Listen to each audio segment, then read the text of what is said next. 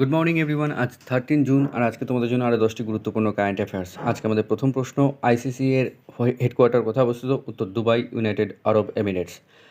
13 BRICS urbanisation forum 2026 কোথায় অনুষ্ঠিত হয়? উত্তর নিউ দিল্লিতে, সুষমা স্বরাজ ভবনে।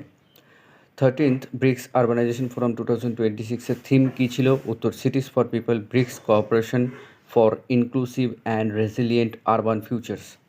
ভারতের মে 2026 রিটেল ইনফ্লেশন কত ছিল? উত্তর 3.93%, যেটা কিনা এপ্রিল মাসে ছিল 3.48%। 2026 সালে ব্রিক্সের সভাপতিত্ব কোন দেশ করেছে? উত্তর ইন্ডিয়া ব্রাজিলের কাছ থেকে 2026 চেয়ারশিপ নিয়েছে।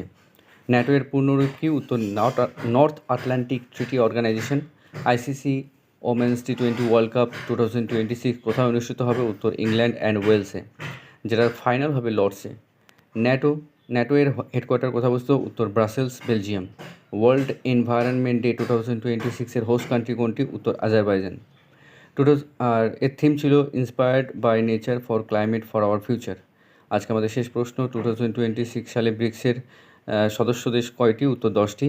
Brazil, Russia, India, China, south Africa, Saudi Arabia, UAE, Egypt, Ethiopia and Iran.